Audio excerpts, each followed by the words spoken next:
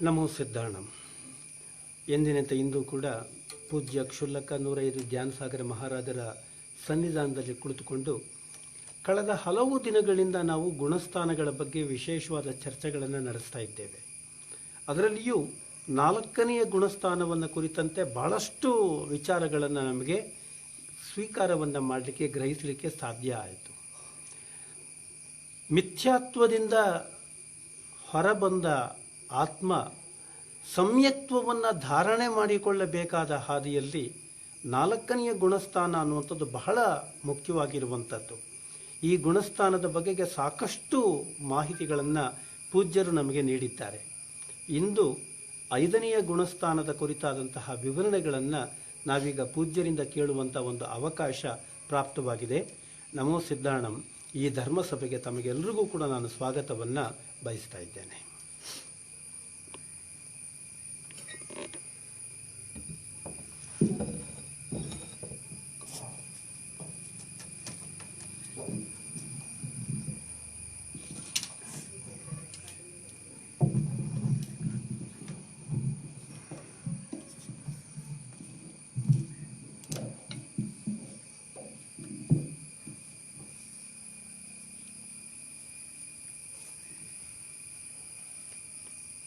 ओम नमः सिद्धिभ्यः।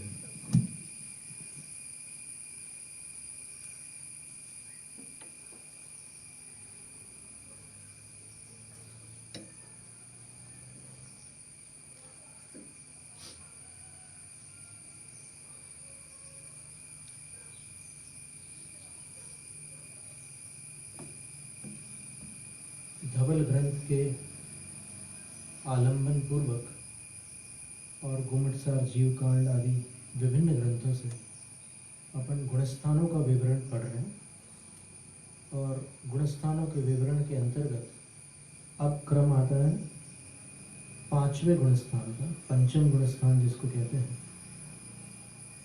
उसका सूत्र आचार्य पुष्पदंत भूतबली द्वारा रचित जो षटखंड आगम है उसके जीवस्थान में सर्वप्रथम जो सत प्ररूपणा है उसमें सत प्ररूपणा के अंतर्गत जो सूत्र आता है पंचम गुण स्थान को बताने वाला वो अब अवतरित हो रहा है। देश विरई गुणठाण परोवर्णठमुत्तर सूत्रमाह। देश विरई गुणठाण परोवर्णठमुत्तर सूत्रमाह। देश विरति गुणस्थान की प्ररूपणा करने के लिए उत्तर सूत्र यानी आगामी सूत्र आह पुष्पदंत आचार्य कहते हैं संजदा संजदा संयता संयत, ये 5वें गुणस्थान का नाम है। देश विरत भी कहते हैं उनको, संयता संयत भी कहते हैं। संयताश्चते असंयताश्च संयता संयता, वे संयत भी है और असंयत भी है, इसलिए उनको संयता संयत कहते हैं। यदि संयत नासाव असंयत अथा संयत नासौ संयत इति विरोधान नायं गुणो घटत इति चेत। यदि ऐसा पूछो कि आप प्रश्न कर सकते हो कि अगर कोई संयत है तो वह असंयत नहीं होगा और अब असंयत है तो संयत नहीं होगा, क्योंकि दोनों विरुद्ध है। इसलिए यह जो गुणस्थान है वो हो ही नहीं सकता कि जो संयत है वही असंयत है, संयता संयत गुणस्थान नहीं बन सकता। ऐसा यदि कोई प्रश्न करता है तो आचार्य उत्तर देते हैं अस्तु गुणानां परस्पर परिहार लक्षणों विरोध इष्टत्वात्। ये हम मान्य करते हैं कि संयत और असंयत गुणों में परस्पर विरोध होने के कारण एक साथ नहीं हो सकते, दोनों एक दूसरे से विरुद्ध है, तो वो विरोध तो हमें मान्य है। लेकिन अन्यथा तेषां स्वरूप हानिक प्रसंगात, फिर ये भी मान्य है हमें कि अगर ऐसा नहीं मानेंगे कि संयत संयत है और असंयत असंयत है, संयत असंयत नहीं है और असंयत संयत नहीं है, ऐसा अगर नहीं मानेंगे तो फिर असंयत और संयत के स्वरूप का विनाश हो जाएगा। न गुणानाम सहानवस्थान लक्षणों विरोध। लेकिन एक बात हम दूसरी बताना चाह रहे हैं कि एक जीव के अंदर कुछ संयम और कुछ असंयम एक साथ रह सकते हैं, इसलिए विरोध नहीं आता। संयम में असंयम नहीं है और असंयम में संयम नहीं है, लेकिन ये दोनों किसी जीव में है, ये बात बनती है।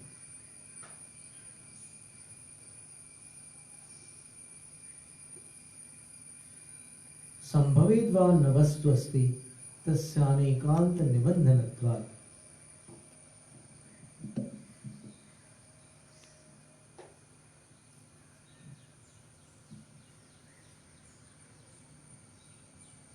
अनेकांत से समझने पर यह बात समझ में आ सकती है।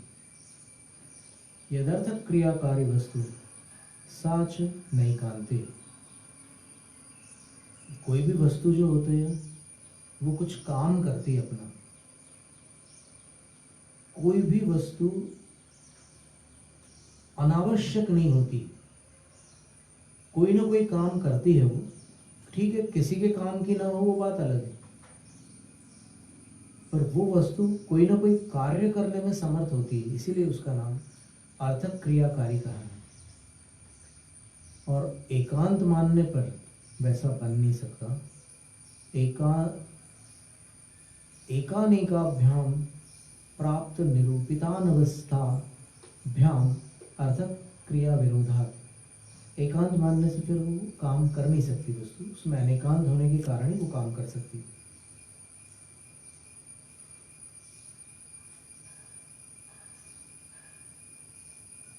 ये थोड़ा न्याय का विषय ले लिया, अपन थोड़ा आचार पद्धति से गुणस्थान को देख लेते हैं। ये होता क्या है पंचम गुणस्थान? तो बोलते हैं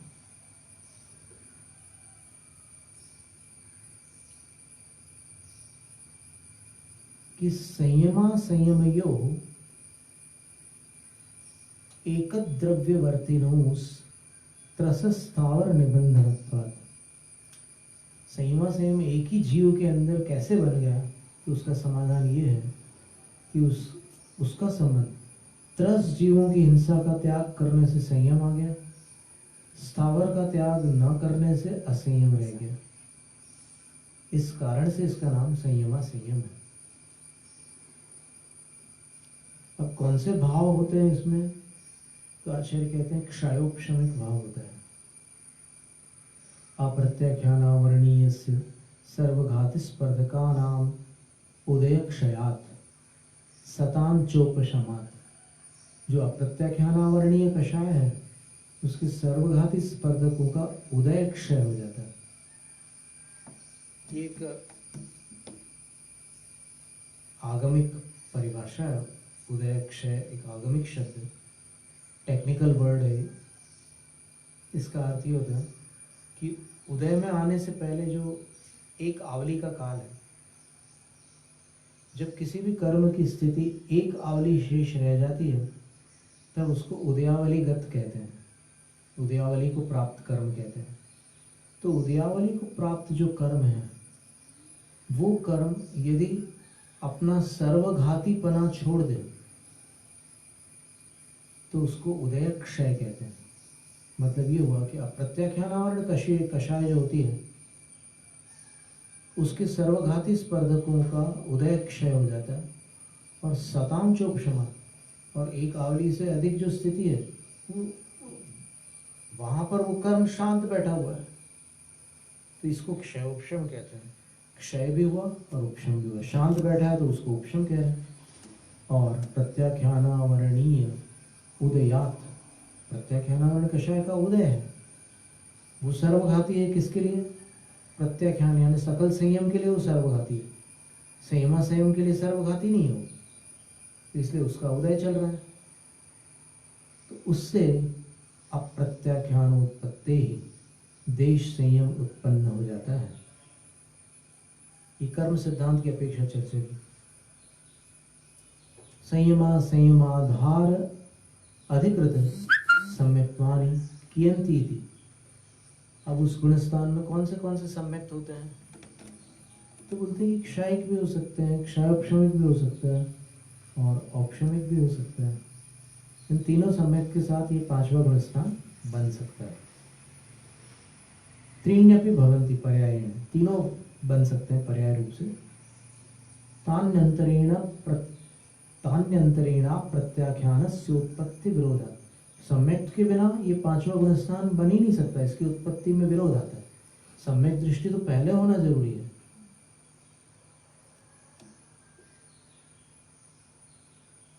सम्यक्त मंत्रेणापि देशे यतो दृश्यन्ते इति चेत न, सम्यक के बिना भी देशयति देखे जाते हैं। हमने तो अणुव्रतियों को देखा है, हमने तो मिथ्या दृष्टि व्रतियों को देखा है। तो आचार्य उत्तर देते हैं कि निर्गत मुक्तिकांक्षस्य अनिवृत्त विषय पिपासस्य अप्रत्याख्यान नानुपपत्ति। जिसके अंदर मोक्ष की अभिलाषा नहीं रह गई और जिसके अंदर विषयों की प्यास जागृत हो गई, वो संयता संयत नहीं होता, वो देशयति नहीं हो सकता।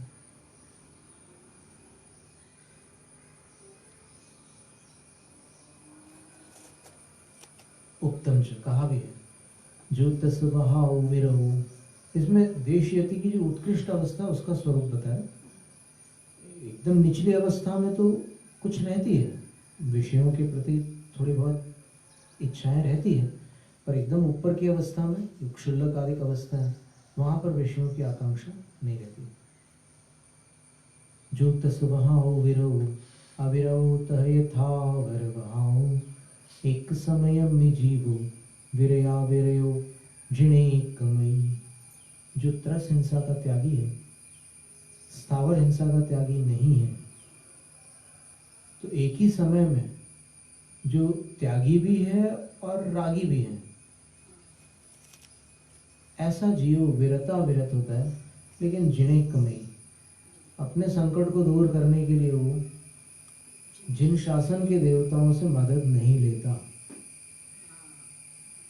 ये विरता विरत गुणस्थान अभी चौथे गुणस्थान में नहीं कहा था ऐसा कुछ भी। चौथे गुणस्थान में वो मदद ले लेता है, कभी अगर उसको जरूरत पड़ती है तो फिर पद्मावती माता से या फिर और भी जितने चक्रेश्वरी माता वगैरह जो भी शासन देवता है उनसे मदद मांग लेता है कि हमारी विपत्ति है, इसका आप निवारण करो। वो ये भी जानता है कि विपत्ति का निवारण पुण्य से होता है, लेकिन पुण्य में कोई सहकारी बाह्य निमित्त भी होता है, ये भी जानता है। तो फिर आप निमित्त बन जाओ मेरे संकट के निवारण में। ये निमित्त उपादान वाली बात उसके विवेक में रहती है सम्यक दृष्टि जीव के। तो चौथे गुणस्थान तक के उसके अंदर ये स्थिति थी कि वो कभी इनसे मदद ले लेता था, लेकिन पंचम गुणस्थान में आने के बाद विद्याओं से तो मदद ले सकता है, लेकिन जैन धर्म से जुड़े हुए जो देव हैं उनसे अपने संकट का निवारण नहीं कराए। एक घटना हुई थी एक बार, किसी बेटी ने 10 उपवास किए थे व्रतों में, पर्व में 10 उपवास किए थे। 7वें उपवास में उसकी हालत बिगड़ गई थी, यानी ऐसा लग रहा था कि अब पता नहीं क्या हो जाएगा।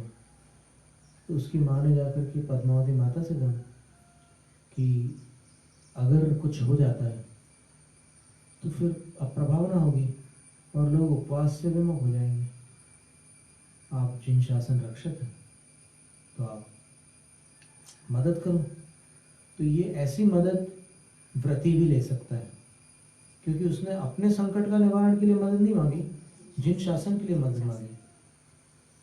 अपनी बेटी है इसलिए उसको उतना स्नेह तो है, लेकिन उसको ये परिणाम पता है कि अगर मेरी बेटी को कुछ हुआ तो फिर लोग जैन धर्म के लोग विचलित हो जाएंगे।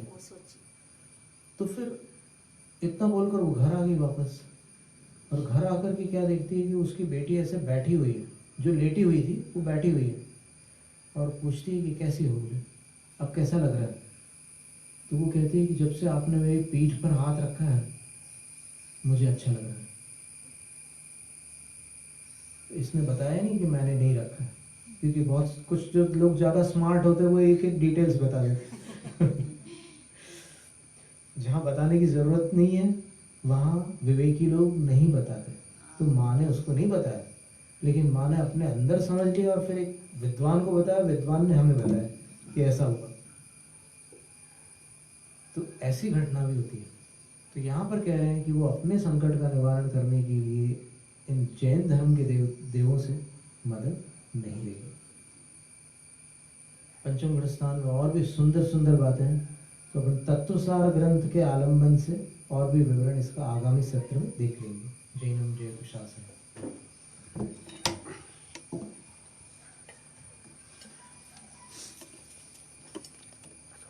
ಗುಣಸ್ಥಾನದ ಬಗೆಗಿನ ವಿವರಗಳನ್ನು ನಾವಿಲ್ಲಿ ಗಮನಿಸಬೇಕು. 5ನೆಯ ಗುಣಸ್ಥಾನವನ್ನು ಸಂಯಮ ಗುಣಸ್ಥಾನ ಅಂತಲೂ ಕೂಡ ಹೇಳ್ತಾರೆ. ಸಂಯಮ ಮತ್ತು ಅಸಂಯಮ ಎರಡೂ ಇರುವಂಥ ಗುಣಸ್ಥಾನ ಇದು ಎನ್ನುವ ವಿವರಣೆಗಳನ್ನು ಮೇಲ್ನೋಟಕ್ಕೆ ಗ್ರಹಿಸಿದಾಗ ಸ್ವಲ್ಪ ಗೊಂದಲ ಆಗೋದು ಸಹಜ. ಯಾಕೆಂದರೆ ಎಲ್ಲಿ ಸಂಯಮ ಇದೆಯೋ ಅಲ್ಲಿ ಅಸಂಯಮದ ಪ್ರಶ್ನೆ ಬರೋದಿಲ್ಲ, ಎಲ್ಲಿ ಅಸಂಯಮ ಇದೆಯೋ ಅಲ್ಲಿ ಸಂಯಮದ ಪ್ರಶ್ನೆ ಬರೋದಿಲ್ಲ. ಹಾಗಾದರೆ ಈ ಗುಣಸ್ಥಾನದಲ್ಲಿ ಅಸಂಯಮ ಸಂಯಮ ಎರಡೂ ಒಟ್ಟಿಗೆ ಇರಲಿಕ್ಕೆ ಹೇಗೆ ಸಾಧ್ಯ ಎನ್ನುವಂಥ ಪ್ರಶ್ನೆಗಳು ಕೂಡ ತುಂಬ ಸಹಜವಾಗಿ ಉದ್ಭವ ಆಗುತ್ತೆ. ನಾವು ಅರ್ಥ ಮಾಡ್ಕೊಳ್ಬೇಕಾಗಿರೋದು ಏನು ಅಂತ ಹೇಳಿದ್ರೆ, ಸಂಯಮ ಮತ್ತು ಅಸಂಯಮ ಎನ್ನುವ ಪರಿಕಲ್ಪನೆಗಳಲ್ಲಿ ಗೊಂದಲಗಳು ಇಲ್ಲ. ಆ ಸಮಸ್ಯೆ ಇರೋದು ಜೀವಿಯಲ್ಲಿ ಅಂತ.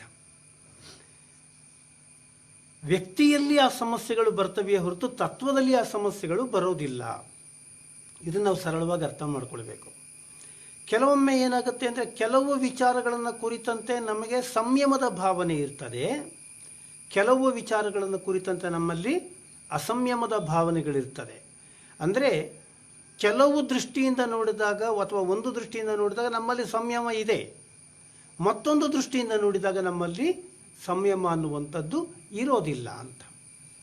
ಕೆಲವೊಮ್ಮೆ ಹೀಗೆ ಆಗುತ್ತೆ. ತ್ರಸ ಜೀವಿಗಳಲ್ಲಿ ನಾವು ಸಂಯಮವನ್ನು ಇಟ್ಟುಕೊಳ್ತೇವೆ, ಸ್ಥಾವರ ಜೀವಿಗಳಲ್ಲಿ ಸಂಯಮವನ್ನು ಕಳ್ಕೊಂಡ್ಬಿಡ್ತೇವೆ. ಈ ಹಿನ್ನೆಲೆಯಲ್ಲಿ ನೋಡಿದಾಗ ಮೇಲ್ನೋಟಕ್ಕೆ ಪರಸ್ಪರ ವಿರೋಧ ಎಂಬುದಾಗಿ ಕಾಣಬಹುದಾದ ಎರಡು ಸಂಗತಿಗಳ ನಡುವೆ ಒಂದು ಜೀವ ಅಥವಾ ಒಂದು ಆತ್ಮ ಇರುವಂಥ ಸ್ಥಿತಿಯನ್ನು ನಾವೀಗ ಇಲ್ಲಿ ಗಮನಿಸ್ತಾ ಇದ್ದೇವೆ. ಒಂದು ಕಡೆ ಸಂಯಮ, ಮತ್ತೊಂದು ಕಡೆ ಅಸಂಯಮ. 4ನೆಯ ಗುಣಸ್ಥಾನದಲ್ಲಿ ನಾವು ಒಂದು ಅಂಶವನ್ನು ಗಮನಿಸಿದ್ವಿ. ಪರಂಪರಾನುಗತವಾದಂತಹ ವಿಚಾರಗಳನ್ನು ಕುರಿತಂತೆ ಇರುವ ನಂಬಿಕೆ ಮತ್ತು ಶ್ರದ್ಧೆಗಳು ಆ ವ್ಯಕ್ತಿಯ ಮಿಥ್ಯಾದೃಷ್ಟಿಗೆ ದಾರಿಯನ್ನು ಮಾಡಿಕೊಟ್ಟಿರ್ತದೆ. ಆದರೆ ಜಿನಶಾಸನದ ಬಗ್ಗೆ, ಜಿನದೇವರುಗಳ ಬಗ್ಗೆ, ಜಿನದ ಬಗ್ಗೆ ಇರುವಂತಹ ಅಚಲಿತವಾದಂತಹ ನಂಬಿಕೆ ಆತನನ್ನು ಸಮ್ಯಕ್ತದ ಕಡೆಗೆ ಕರೆದುಕೊಂಡು ಹೋಗಿರ್ತದೆ. ಮೇಲ್ನೋಟಕ್ಕೆ ಪರಸ್ಪರ ಎರಡು ವಿರೋಧ ಅಂತ ಅನಿಸುತ್ತೆ ನಮಗೆ. ಆದರೆ ಆ ವಿರೋಧಗಳು ಅನ್ನುವಂಥದ್ದು ಬರೋದು ಪರಂಪರೆಯ ಒಂದು ಕರ್ಮದ ಪ್ರಭಾವದ ಹಿನ್ನೆಲೆಯಲ್ಲಿ ಅನ್ನೋದನ್ನು ನಾವು 4ನೆಯ ಗುಣಸ್ಥಾನದಲ್ಲಿ ಗ್ರಹಿಸಿದ್ವಿ. ಅದರ ಮತ್ತೊಂದು ಸ್ವರೂಪವನ್ನು ನಾವೀಗ 5ನೆಯ ಗುಣಸ್ಥಾನದಲ್ಲಿ ಗಮನಿಸ್ತಾ ಇದ್ದೇವೆ. ಇಲ್ಲಿ ಒಂದು ಕಡೆ ಸಂಯಮ, ಮತ್ತೊಂದು ಕಡೆ ಅಸಂಯಮ. ಎರಡೂ ಪರಿಕಲ್ಪನೆಗಳು ಮೇಲ್ನೋಟಕ್ಕೆ ಪರಸ್ಪರ ವಿರುದ್ಧವಾಗಿದ್ದರೂ ಕೂಡ ಅದರ ಆಳದ ವಿಶ್ಲೇಷಣೆಯನ್ನು ನಾವು ಮಾಡಿದಾಗ ಅಲ್ಲಿ ತಾತ್ವಿಕವಾಗಿ ಏನು ಗೊಂದಲಗಳಿರೋದಿಲ್ಲ. ಗೊಂದಲಗಳು ಬರುವುದು ಆಯಾ ಜೀವಿಯಲ್ಲಿ ಎನ್ನುವಂತಹ ವಿಶ್ಲೇಷಣೆಯ ಹಿನ್ನೆಲೆಯಲ್ಲಿ ನಾಳೆ ಮತ್ತಷ್ಟು ಈ 5ನೆಯ ಗುಣಸ್ಥಾನದ ಬಗ್ಗೆ ಮಾಹಿತಿಗಳನ್ನು ನಾವು ಪೂಜ್ಯರಿಂದ ತಿಳಿದುಕೊಳ್ಳುವ ಎನ್ನುವ ನಿರೀಕ್ಷೆಯಲ್ಲಿ ಇವತ್ತಿನ ಈ ಧರ್ಮಸಭೆಗೆ ನಾವಿಲ್ಲಿ ಮುಕ್ತಾಯವನ್ನು ಹಾಡ್ತಾ ಇದ್ದೇವೆ. ನಮೋ ಸಿದ್ಧಾಣಂ ವರ್ಧತಾಂ ಜಿನಶಾಸನಂ.